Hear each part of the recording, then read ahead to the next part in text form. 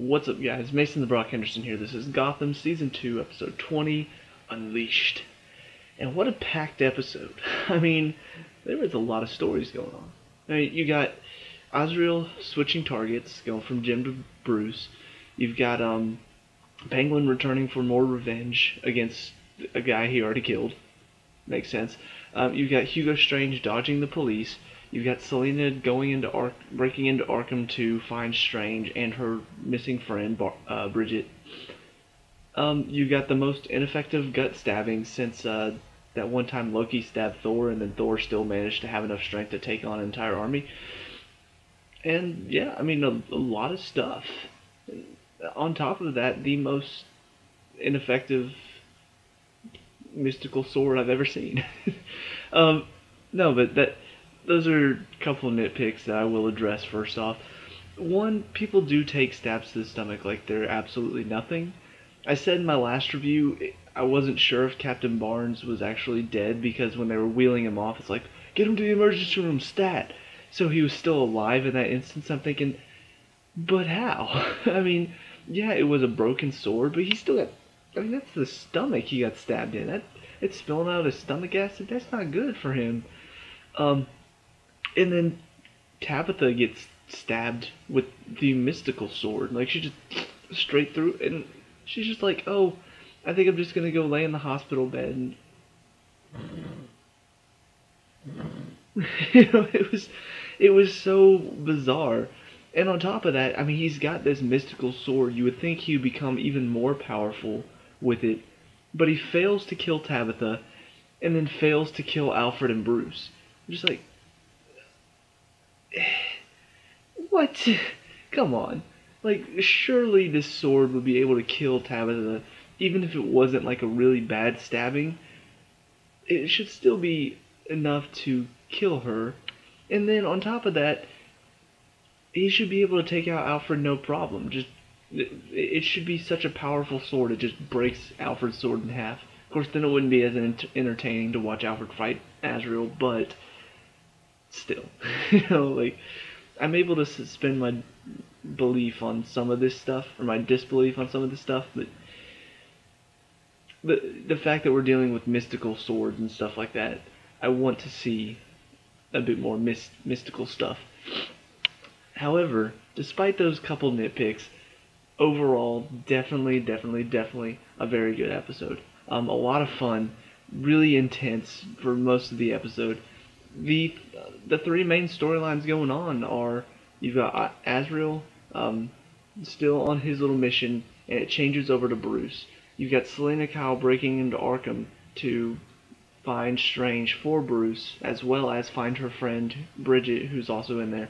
And then you've got Strange himself dealing with the fact that the police are coming after him. You know, like he's having to sort of find these little legal loopholes that most people wouldn't find. But because it's Hugo Strange and he's really smart, he's finding all of them.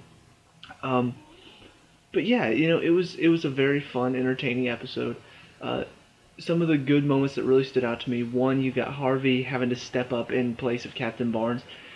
Gives a really good speech and then says, I'm not one for speeches. I'm like, you're not? That was pretty good. Which, you know, I did like the fact that Harvey in this episode did step up a bit. Another good moment is whenever Selina runs into Enigma in the air vent.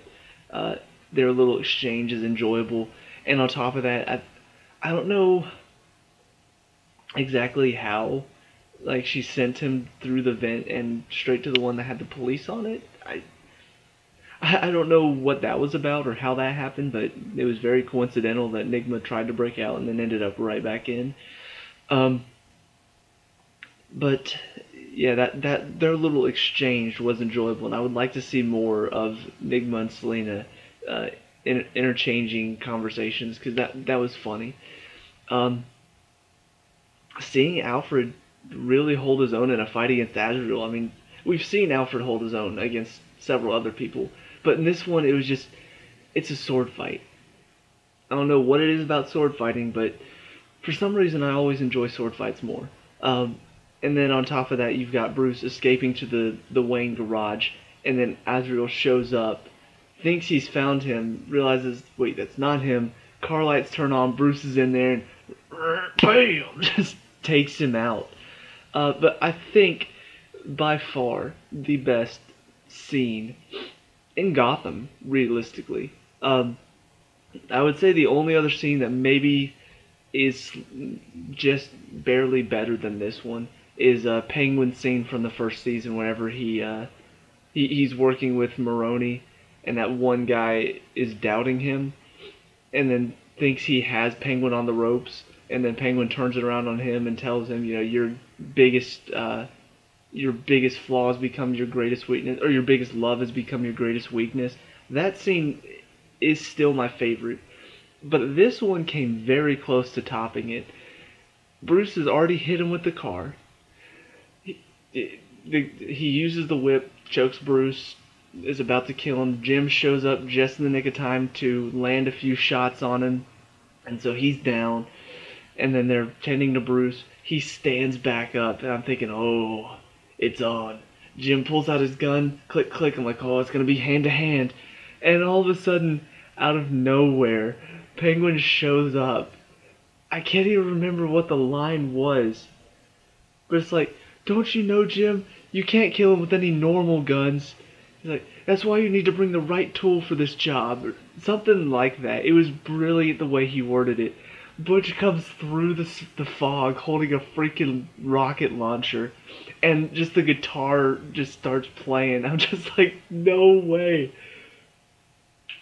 Boom! Explodes into fire. I'm probably more excited about it just because I like to see things blow up, but the way they set it up was just so funny and yet so awesome at the same time. It was just so badass the way they handled it.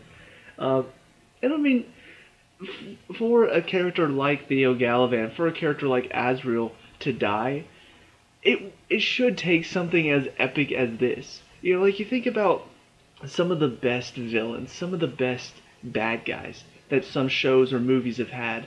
If they ever get taken out, it's never like, oh, let's just take him out really easily, and that's it. They're done. Although another show that I watched recently did something like that for one of their villains, killed him off screen. I'm thinking that's stupid. To do it this way, to have Butch just come out around the corner, you've got the rock music playing in the background, he pulls out the rocket launcher. It's exactly how I want a main villain like Theo Galavan to go out. I want him to go out in a blaze of glory. It worked. It worked. So anyway, yeah, that scene is almost as good as the one from last. The one from last season is a bit more my favorite, just because it's more serious. It's good acting from Robin Lord Taylor as the Penguin. I mean, that scene is just so emotional and very, very good for Penguin's character. This one is just awesome. I mean, it's not great acting. It's not great writing even, really. It's just set up so well that it's awesome. It's like you think about the Transformers movies. They're stupid, but at the same time, it's just so awesome. I would say this is probably similar. It's not as stupid as Transformers, not even close. But the reason I enjoy it so much is just because it's so awesome. So anyway, those scenes really stood out to me, all the ones I talked about. So a lot of really good scenes. The story going forward, too, is also really well set up to end the season with a bang. You've got a lot of different subplots, a lot of main plots. However, despite all of that, from the previews for next week, I'm getting really worried that it's going to become a bit of a cluster. Just because, from what I see, first of all, it ends very intensely with Selina finds Bridget, who doesn't know who she is, who Selina is. She has amnesia. Strange has convinced her that she has amnesia. And she thinks that Selina is like her human test subject. She's supposed to test out her equipment on her. So, very intense ending. However, from what I see of next week, you've got Fish Mooney coming back, although her line is pretty freaking awesome. Like, you think about how Strange has manipulated some of these people. They don't know who they are. Fish Mooney comes. I'm Fish Mooney, bitch. Like, that's Fish Mooney. That's good. No, but you've got her coming back from the dead. You've got Bruce going to save Selina, and then he ends up in Arkham, and then Enigma's questioning him for some reason, and then on top of that, you've got other stuff with Jim, and I don't know. It just feels like it's becoming. It might become a little too unfocused. You know, while Arkham Asylum and Hugo Strange, that story is the main story, it seems like we may get caught up on a lot of different little side stories. You know, Penguin and Fish Moon. We already got caught up for the past 2 episodes on Theo Galavan and Azrael. You know, it took away the focus from the main story a little bit. I don't want that to happen with all of these other characters. Oh, we're going to bring Fish Mooney back to life, and then we're going to bring this person back to life, and then we're going to bring this person back to life. You know, I don't want it to become so focused on these, you know, oh, let's bring back these characters, that we lose track of what's the main point right now. Well, we're trying to stop Hugo Strange in Arkham Asylum, what he's doing at Arkham Asylum. Trying to find enough evidence so we can put him away. If we lose focus of that, then all of a sudden the story becomes really, really crazy chaos. It would become really bad. So hopefully they don't lose their focus. Hopefully they can stay on the right track. But I will say, for these 2 episodes, you know, the little side story of Azrael, just to kind of take a little break from our main story, it was good. You know, it was very enjoyable. This one was definitely the most enjoyable episode this season, aside from the one where Jerome, the one that inspires Joker. Although, now that they're bringing people back to life, maybe he really is the Joker, you know? But anyway, no, but the Jerome episodes were probably the best part of this season.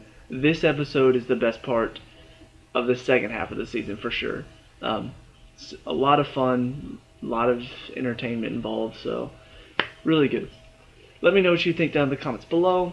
If there's anything you want to predict for upcoming weeks, let me know. If there's anything I didn't talk about that you want to talk about, let me know.